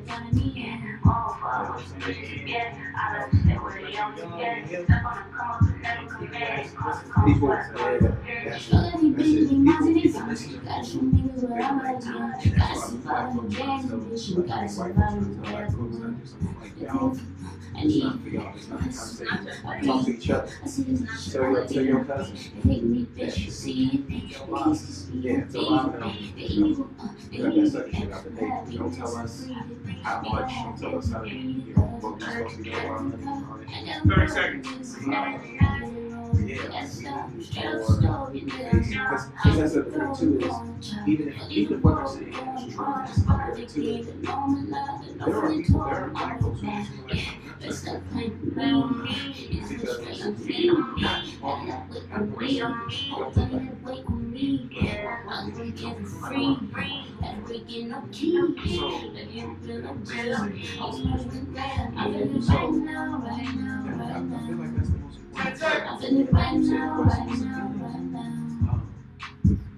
because you saw working and that's what people are trying to do. And we back. Yeah. So I hope y'all caught that vibe real quick. We just gonna take a breather because that's a lot, man. And I was just telling Trixie off air. I feel like we definitely need more of this, a lot more of this coming from us. So what I wanted to wait till we got back on to say is, love your music, big fan of your music. And if I'm not in that seat to where I get the privilege to hear the good shit that you're trying to get, placements and stuff, I want to hear this type of shit. Like I want to be going through my feed and see Trixie and be like, damn, what's she finna say? this type of shit. Do you feel like can you work that into your schedule? Yeah, I mean, I'm just telling the truth because my people need it. That's what I'm saying. Like I said, when we see what we saw this summer, it's like we need something transformational. Yeah. We need something that is going to uplift the collective because, like I said, it can't be viewed as an individual thing, and that's a big thing that gets in our way as Black people is we see through individual lens. Yeah. Like a group having wealth is not made up of a few billionaires like we have right now. Yeah. Wealth is a network of people that have stable wealth, like something to connect to. When the whole group has something, that's when like white people. That's when white people, the middle class has. You saw the numbers like average 167. Like that's the middle. Yeah. You know Average. what I mean? Average. Like taking into account homeless white people, it's still the ones who have it have that much to make that average. What about Akon though? Like what he's doing for Africa? He's trying to build up that city. Pipeline. I'm gonna be honest with you, I don't read too much in it because I can't even tell you why. It doesn't seem to. And it's not it's kind of like what Trixie was saying, where it's like not to compare what he's doing to fixing the Black home, but you know what I'm saying. It's like you're fixing a symptom. You know what I'm saying? You're not finding the cure. And you're just treating symptoms. See, that's another con that Black I'm sorry. No, you're fine. Wouldn't what he's doing, like that's in the right step of fixing the symptom? Fixing the cure. Finding the cure. Finding the cure. It's a good step. It's just not. It's like it's hard for me to, like, just me personal. It's one of those things where it's like, let me know when it works. Mm-hmm. You know what I'm saying? Like I'm kind of tuned in. Like when it comes across, I pay attention to it. But it's not like it's definitely one of those things where it's like also when it's just him doing it. Like what she's saying, you need to have a backing. Like you need to have a group of people doing it. And when I hear it, and it's not nothing against Akon. It's just that it's an individual person. I want to see like groups, LLCs, corporate, like you know what I'm saying, bodies doing things like that. Multiple bodies, not one individual person. I think the key is in what you said. You said Akon's in Africa. Trying to do, like I'm gonna be 110% honest with y'all. My focus is my people there. Like I think that's another trick that Black people, the descendants of American slaves, fall into. Is like this whole thing, this Pan-African thing. Like you have to anchor yourself in what has happened to us here. Yeah. Our history starts here. We became something, a whole nother monster on that first slave ship. Mm-hmm. It's a whole nother thing. Mm-hmm. You can talk to like so I went to Lindenwood with a bunch of international students, so like a lot of Nigerians and like so they don't see us. They try to separate themselves from us for the. I'm not saying all of them, but it is a separate thing. They're not It's two different people. It's definitely two different people. They don't consider us. Like, you know what I mean? They're coming here voluntarily. We didn't come here voluntarily. Yeah. They're coming here for opportunity. We're coming here. We were brought here as property to produce wealth for a whole nother group. Then they freed us and then tried to say, hey, we're going to integrate y'all into a system in which you are the bottom caste. Yeah. You are the bottom of the hierarchy. So that's a whole nother history. Your Black people's grandparents, great-grandparents, great-great-great, they're buried here. Yeah. Our history starts here. You have to anchor yourself in the history here. You have to be very clear about who you are. Mm-hmm. Because Blackness is not just melanin and nappy hair or certain texture. No, I knew you were going to say that. No, whatever. But it's not physical. It's lineage. Yeah. It's where you come from. It's your story. It's your history. You have to anchor yourself in here because that's your claim. Yeah. You have no claim to a debt being paid if you're just like all Black people that look like. That makes no sense. They really don't. That's not going to make it to the floor either. Mm-hmm. It has to be for a specific group of people. And that's what I'm trying to tell people. Like, you are, like, Black people, you are somebody. You built the wealthiest country on planet Earth to ever be on Earth. Yep. That was you that did that. Mm-hmm. you have to remember that. Like, I always use this analogy. Well, I think of this analogy. I don't ever say it, but like I think of if black people was one person, it would be a person that got beat unconscious, no memory of what happened. Like think of like a white group of people, a group of white people beat that one black person unconscious. Woke up, and the person's like, oh, like the black person's like, oh, I'm in pain. I don't understand what happened to me. I don't know where I'm at. I don't know how I got here. I don't know what this, but they're like, oh, well, you better stop complaining. You better get to work. But you can't function correctly because something happened to you. Yeah. Something very different happened to you. It's time for us to remember because memory is power. Yeah. That's the whitewashing of history has contributed so much to our lostness. We don't even know who we are. We think just anyone with black skin is like us. Yeah. We trying to anchor ourselves in Africa. Yeah. So you got a whole history here. You got slave rebellions and a rich history here. That's me. Yeah. And I get that. Like some people, you know, the statement, our history doesn't start with slavery. I understand that perspective. But what In you're saying. America, it does. Yeah. In America, it does. Under Yeah. capitalism, it does. Yeah. Because you are the engine. Black people were the engine and the fuel for all of this. Yeah. Shit, we even raised the slave owners' kids. Yeah. And all that shit. Yeah, intimately. Intimately. Like, we built the economy, we built structures, we built our Black Wall Street, we built actual Wall Street Yeah. with our bare, you know what I mean? We That was raised our slave labor. kids, we raised their kids. Exactly. We did everything. Only our kids don't have the transfer of wealth. Mm-hmm. We don't have none of the benefits. We got left with all the bullshit. Yeah. And they was like, go. Yeah. Now we can do an entire show about white privilege, honestly. We can do Just an to, entire season. yeah. of white Yeah, privilege. for sure. Because it's like people get so separated from the whole thing. You know, like well, my grandparents didn't own slaves, so I don't understand. And then you got Shit, poor white people who are like, well, where's don't- my your privilege? I don't parents, have that's white what I'm saying. privilege. They don't Your- understand the structure of it to the point where it's like what you mentioned earlier, where you know most of our parents, most black people 40 and under, their parents. I won't say most because I don't have data to back it up. She definitely got me in that mindset of having numbers to back my shit up. But I, you know, a lot of black folks that I know, like their parents, like even my age, their parents didn't own their home. Mhm. So there was not even that to pass down. You know what I'm saying?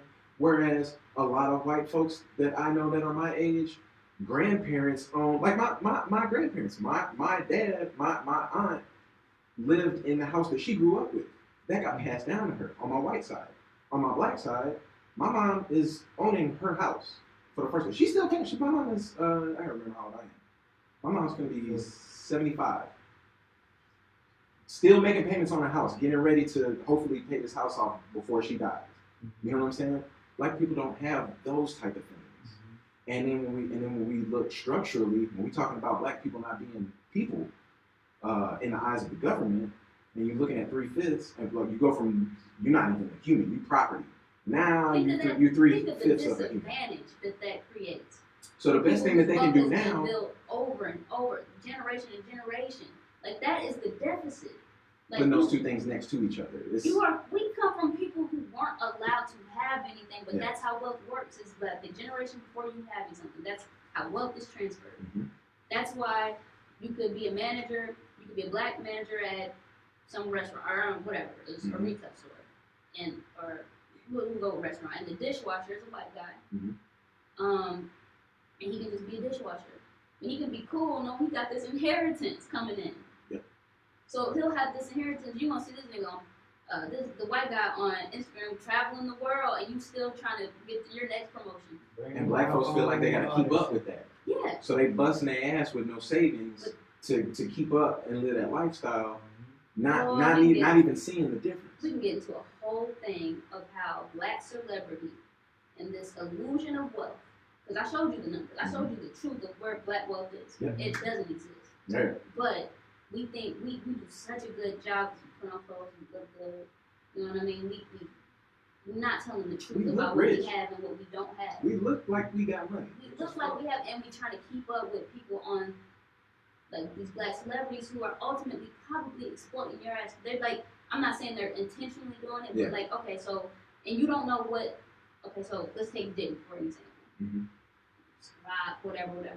he portrayed like he owns the rock. Mhm. White people own the rock. Yep. He is a profit participant. All that shit. man. There's a big difference between ownership, which black people are largely not in the. We're just not in the. We are not in the ownership class. The ownership class looks like Bill Gates and Mark Zuckerberg. Like that. That's that. Like we don't have that access to wealth. Yeah. You can or have Michael Jordan where you make a lot of money from a deal or something. You're a profit participant. You are. Michael Jordan, as much money he made for Nike, he doesn't even have a major share in Nike. He's not even like on the top 50 list of people who But have you can't shares. pass that down. I mean, he can pass I it mean, down he's passing down. he can Air Jordan and the money from that, which is still a lot more than the average black person has, but it's not necessarily what he would have if he was a white person. Yeah. Because he would have a share of that company and a big ass share. Yeah. But like I said, we are not in that ownership class, and we are intentionally kept out of that ownership class. So when I just go back to the Diddy thing, like there's a big difference between ownership and presentation of ownership. Presentation of ownership is like, well, I'm black. If I say that I own it, black people will come and buy, and you can get a lot of money off that. Yep. But you ain't gonna get like, what's his net worth? Like probably 800 million or something like that. Net worth. That's not liquid. Yeah. That's not liquid. Sound about right. You gotta get into the details to know like what's really, you know what I mean, what the real evaluation is and what their real control and their share of a business is. Mhm. That's what people need to be paying attention to, because if you look at them shares of black celebrity, you're gonna see there ain't no wealth there either. It's just a bunch of rich Negroes, but not wealthy Negroes. There are no wealthy Negroes. It doesn't exist. It's not a thing. I'll give Kanye this. That's the type of shit he be talking about. And people calling him crazy, talking about, and I think it's mostly because he's, when you get somebody who's thinking really big and trying to get off into so many different things, he's talking music, fashion, all these things. He's talking about actually owning it though, not, and he's saying like, I don't want to be a part of that. You know what I'm saying? Like that's a means to an end. It's collaborating and He's throwing a fit about the limitations of black wealth. Like I said, he owns 100% of Yeezy, but Yeezy is almost 100%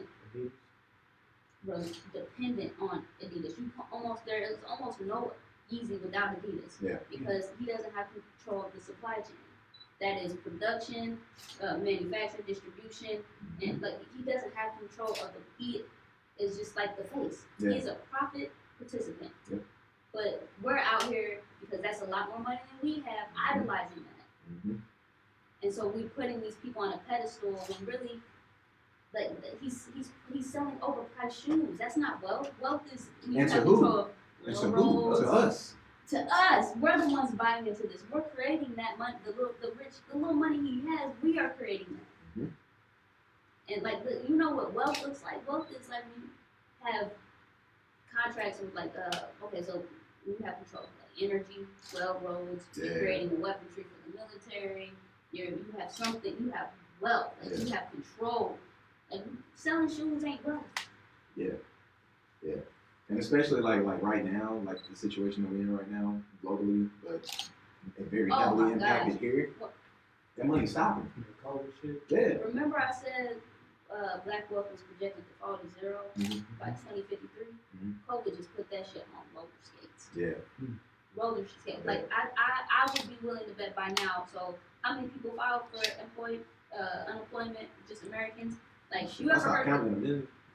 Stop counting. You ever heard the expression when America gets the flu, Black America gets, or when America gets in the cold, Black America gets the flu? Mm-hmm. That's what COVID just showcased all of that shit. Like it just like there's no excuse. Remember everybody's like, why is it so disproportionate in the black community? Yeah. Because that's that poverty. That's that wealthlessness. That's a bunch of black people that are essential workers and working, and they live on top of each other. Yep. You know what I mean? Like They can't afford it. That's what happens when you're at the bottom of the caste system. That's what it is. That's that wealthlessness. That is a direct line to slavery, Jim Crow, convict leasing, sharecropping, segregation, mass incarceration. It's a direct line. It's all connected. Yep. That's what I'm saying. There is nothing wrong with black people. Collectively, at the end of white supremacy won't fix. Everything we see and that we've seen about black people, what we know black people to be, and what we see on the news about black people, there's a reason for that. This shit just didn't happen because we're somehow inferior. We were intentionally kept with a knee on our neck this entire time.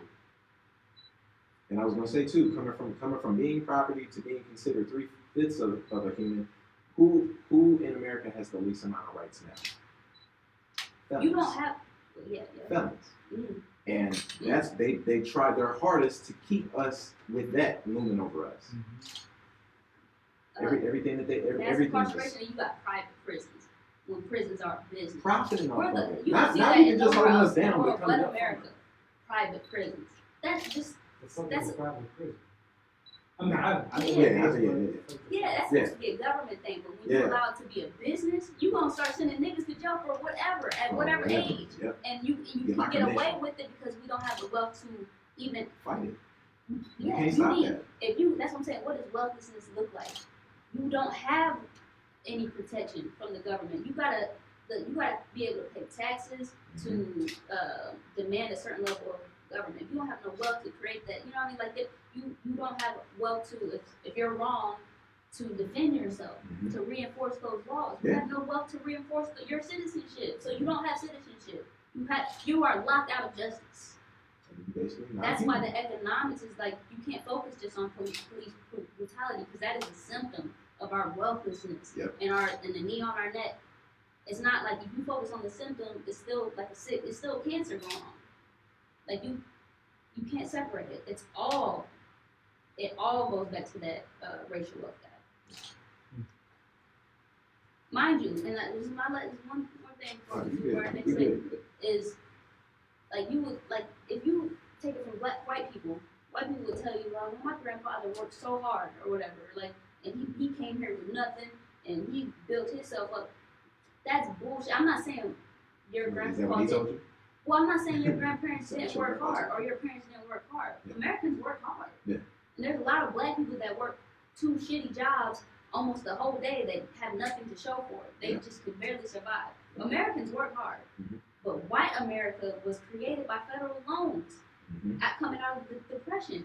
So they talking about this bootstrapness when you didn't get it from yourself. Government created white wealth or the white middle class. The white middle class was created by federal loans that black people were locked out of. We had no access to it. We were intentionally locked out of, followed by redlining, which just reinforces economic like racism because the moment a black family lives or moves into a white neighborhood, the value of the whole neighborhood starts going down. So actually white people got now an economic reason to not want your black ass on the street because the government is going to punish them for it. Would this be accurate to say? So we're a trillion in debt, and we obviously didn't contribute to that. So we're talking about loans, federal loans, and things like that. That's not ours. But if we pay taxes because we're expected to, because we're considered human now, we're participating in paying that debt back, right? Is that a loophole we're stuck in? There's America's in debt. Right. Trillion, at least a trillion, maybe more than one. At least a trillion in debt. Nobody in my family, I'm pretty sure nobody in y'all's families contributed to that debt, this national debt. But the taxes that we pay is purposely goes towards reducing that number. All right. So we're paying back a debt that we didn't create. And this is just a small, side note from what we're talking about. The fact that, and I bring that up because talking reparations and talking about going back to the indigenous peoples, who I believe part of their agreement is that they're not paying taxes. They're not contributing to pay off that debt. No, Native Americans, and probably Moors too. I'm not gonna say that like it's factual because I don't know for sure. They say that they don't pay taxes. Yeah, but that's So part of the tax, besides paying wages of these motherfuckers who don't do shit for me.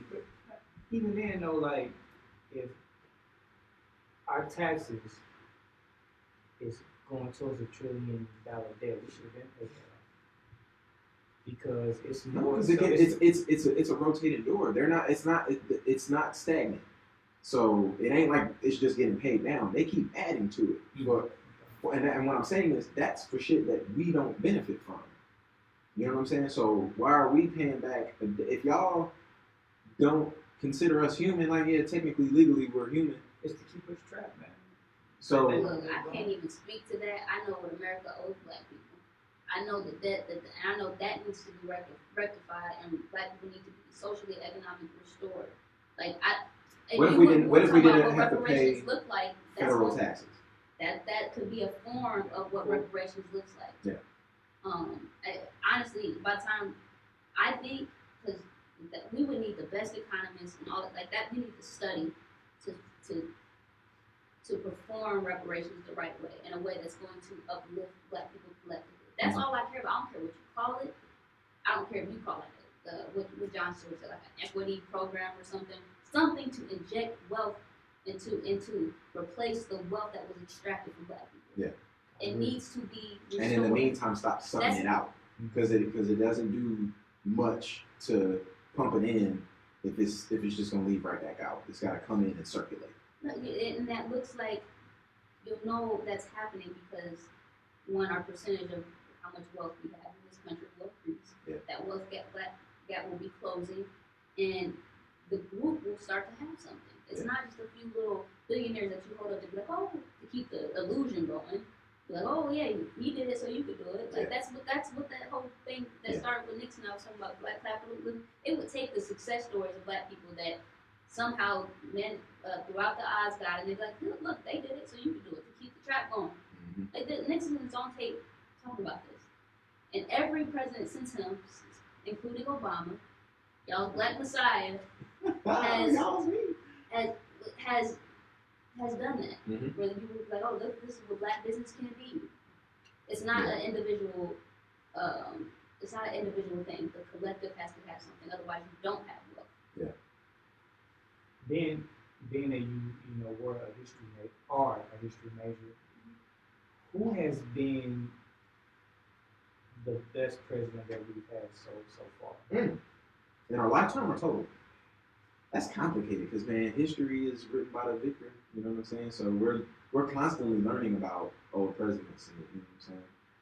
And I like think about the shit that we learned in elementary school versus what we know now. Mm-hmm. I would feel so drove, and I know ladies are saying this and you say drove, but I would feel so drove answering that question and having an answer because I know the end of the game. Out of all the presidents we've had, we are still in this condition. So what has anybody ever done? Yeah. We still have no wealth. So what has anybody done? And then, like, I remember I spoke to someone about Obama, and he was like, oh, well, this is what we're going to talk about. I think I said something about some criticism of Obama. And this is I get a lot of slack from like black people about Obama because Obama's little pressure. And I'm like, okay, what have y'all done besides watch Michelle Obama's wigs get better? and her makeup get better? What is Michelle Obama's wigs gonna put food on your table? Because I'm pretty sure. Because what really happened? We put more food on her table buying her books and stuff than they doing for us. Talk about it. Because under Obama, the greatest wealth transfer to the top 1% happened after the recession. Mm-hmm. That's why when you start to see those charts, you start to see the white stuff start to rise, and the white and the black is staying the same. And they still hate them. So it was like. Well, I bet you there's a lot of really wealthy, like the Jeff Bezos, they gotta love him. Because, and I'm like, what did he do for black people? Yeah. And people like, oh, well, we gotta get off of what Obama didn't do. No, we got to because otherwise we're because he did stuff for other races. He did, yeah, but and these are the type of things that people don't. We need to have these type of honest conversations you got about to, or you what don't fall people for the political same power sham. are and are not doing for us. You have to. You have to hold people accountable. Yeah, because even at a presidential level, which for one, that's a problem that gets talked about more than what happens at the state level and city level. But man, there are people who have no idea. I have not since the whole Kanye thing started. I have not seen one person share his policies and what they are. And I assume that's because a lot of people don't even know. They're just like, oh, it's Kanye West. And I didn't want. I don't want to vote for Trump. I don't want to That vote is for a Biden. mentally ill human being, like he who admittedly is not taking his meds. You got to stop taking foolishness seriously. That's one Trump thing. That's won what the I'm saying. politics. That's another. That just speaks to what I was saying about black celebrities and like just how it just plays into the whole con of it all. It plays into the whole illusion. It's more like the presidency now is like a gimmick. It always has been. It's just we see it now Yeah. because they're really their hands are tied. If those other pieces don't all work together, there can be, and there probably has been. I'm not going to try to recall off the top of my head where there's been a president who literally couldn't do anything because the alignment was off entirely. Like you could be president and have everything that you say. I read something earlier where, and I didn't really look into it, so I'm just going to mention it kind of haphazardly here, that there were some Republicans who were admitting that they intentionally, for the first 2 years of Obama being in office, were just like, I don't even care. I'm not going to listen to what comes out of his mouth. As soon as what I read, which was quoted, but again, I didn't fact check it, was that they were saying, we tried our hardest to keep our fingerprints off of anything that came from him for the first 2 years of him. Like they, whether it benefited them or not, they weren't trying to have it. And that's how, I won't say powerless, but you know what I'm saying? That facade of the president is the you know what I'm saying, the person with the most power in the world, they can get shut down one step under them. Yeah, you talking about the person that has control of the biggest budgets on planet Earth. And we wrap it up. Start wrapping up. But no, I got it. She got it. But y'all still poor. You got first black president, which I just explained, is not anchored in the same history as that's why he doesn't relate to the black plight because he doesn't come from it. Yep. So that's one big thing. He's not slavery, Jim Crow, but he doesn't have that. Yeah. So of course, when you ask him about reparations, he's gonna be like, oh well, I don't think so, because he doesn't come from that, and he's got to appeal to white capitalism, which we saw. That was his great. Well, no, I mean you gotta please like that in capitalism. You gotta please the capitalists. Yeah. And they're all white. Yeah. So that's what I'm saying. When you see the greatest wealth transfer in American history go to the top 1% under Obama, think about what that does to black people. Obama was terrible, trash for black wealth. Yeah. He all but gave sanctions to with the subprime, like with the housing market, with the 2008 recession. Mm-hmm. The people that were exploiting and preying on black people by giving them subprime loans and whatnot. He bailed them people out. That all but sanctions that you can do this with black people and have no consequences. Actually, we're going to give you money. We're going to bail you out for doing black people wrong. Mm. Yeah. So that's what your first black president did. So, I mean, we just you got to be careful honest. with that stuff. You got to really- be careful who you talk to about, certain I don't things care. and the way you say. Obama was a much better lesson than he was a president. And that's how we have to see it, so we don't fall for the same trick. I like that approach. That's what's going to be received by black folks because Yeah, just I'm the not truth. gonna Him say her having the name, black but white, and everybody I know knows. that's what it is. That's why black people are like, he loves his black wife. No, and he could have had a white wife and did something for transformational for black people, and I would have been much happier. Yeah. I would much rather see black people have something than Barack and Michelle take pictures with us and let us go to the White House and sing Amazing Grace. Remember that nigga did that picture? Oh man, I'm like, you slide dog. You know black people love him some Amazing Grace. He's not a dumb guy, but he is a coward. You eat that too. I do that. You eat that too. Yeah. Well, I would say he acted very cowardly because even remember if you take yourself back, he was like, okay, well, maybe not the first term, but second term, he gonna turn up for us. He gonna go on the way out. Nothing. We were still left waiting. Yeah. What did we get? Yeah. What did we get from Obama? Trump. And Obama and Trump aren't that different. They're both terrible. Trump's just openly terrible. And then oh my God. He's not smart enough to not be, but That's Obama is just he's slide. And then he looks good. He's got the black wife, he's got the black pimp, he's got all the optics. He's got all the optics, and that's why all black people ever get is optics, because that's all we ever cared about. Care about, yep. Symbolic success. And that goes to what you just said and what you said earlier about having, you know, the 2-parent home and all these things. And it's like, all that sounds good, but long term, that's not Not the gonna close cure. that racial wealth gap. That is the metric. That's what people need to keep their eye on, so that they can't move the goalposts on you anymore. Yeah. Is that racial wealth gap closing? It has to close. Otherwise, you know you're still getting more bullshit. Yeah. Ready circus.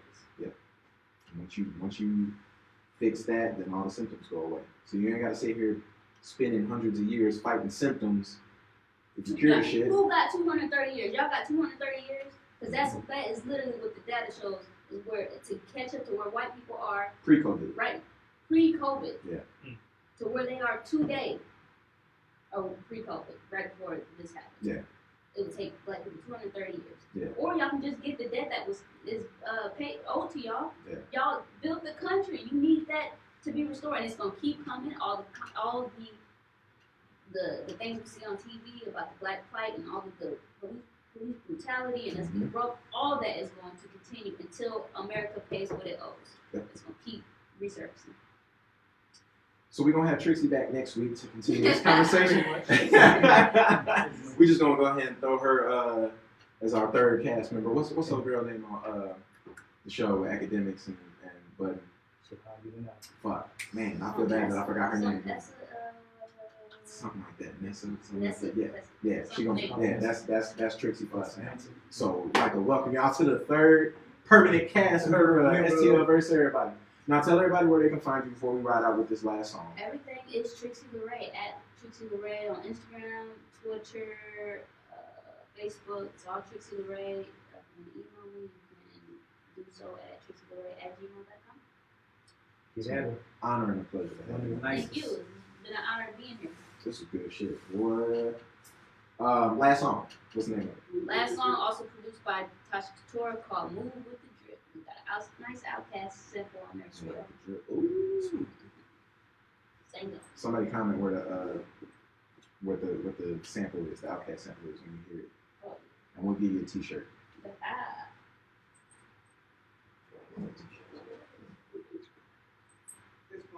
We all? Well, okay. You said when you get in that machine, the 18th? KG? Oh, that's Yeah. Next week. I just, every time you said trap, I kept saying just that. Trap.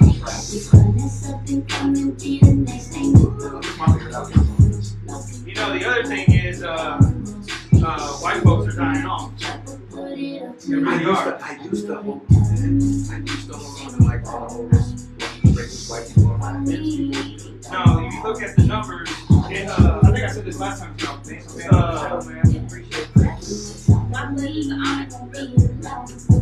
Great episode. It's almost cool that they got pushed back so we can look forward to Yes, some a lot life. has happened. The majority of them are all over 40, and they ain't having kids. They either zero. I mean, the last census showed between the ages 18 and 35, white folks are having 0 to 1 kid. The majority of white folks that are old, they're all over 45. So they ain't even, if you give it, I mean, like you said, 200 years, that's what, I think you give it 50 years, ain't gonna be really like, it's gonna be more pixie kids than anything for them, you know, 'cause they died off. This is the young racist motherfucker. I used to think all the racist people were gonna die, we were gonna be good. Nah, motherfuckers. In elementary school, this is some of the racist little bastards in middle school, high school. I'm sure y'all see that. But y'all saw that with Cadence and T.I. Cadence Jones and T.I. How they're talking, how she's talking about immigrants coming in. If they come in, if they let them in, how not just the white vote and the black vote doesn't become anything powerful. They say that these immigrants come in, and that's pretty much how whoever Republican, Democrats will get their vote by letting all of them, something like that. That's hard. That's hard. That's hard. That needs to, yeah. What you know with that so far? Nothing, y'all just not here. Exclusive shit. When we say send us shit, we mean send exclusive shit. Excited to hear someone. Did you too? Did you too? Okay. You got her. Oh, we just look back around. Okay, that's cool. Are y'all getting their ones? Yeah. Go to Have Discord. you ever reached out to her like, I'm nobody. like a bait Just saying. or like truth? Like who a trash? Have I? I think. I think they might have. I think over the year and then talked about it or something, but that's some of it. I haven't. Yeah, we can. Like, as far as like, lyrically, to me, I always thought he was like the best MC, like lyrically. My wife's I favorite like song that one, I like, heard. love you on your like hip hop, you know what I'm saying? Like, spit shit. Out of St. Louis, like my wife has her favorite songs. I would have to say "Sing It," and that's your favorite. Yeah. Yeah. I know that is You one of my favorite spaz on that motherfucker for real. The fact that you go like, could you hold your own with like everything you've been on track with? Tell me, I appreciate it. well, That's your personal question. We can you're like it's all it's not all. off. Man, make sure it's all off. Send me the show though. If this gets loaded somewhere, send me the I'll put it the Facebook on YouTube. I'll put it on Okay, cool. But as far as like the good, like these, can we make sure Please, I can put clips. there was some good quotable shit that you said today? Good. Let me know when we off. Cause I'm actually.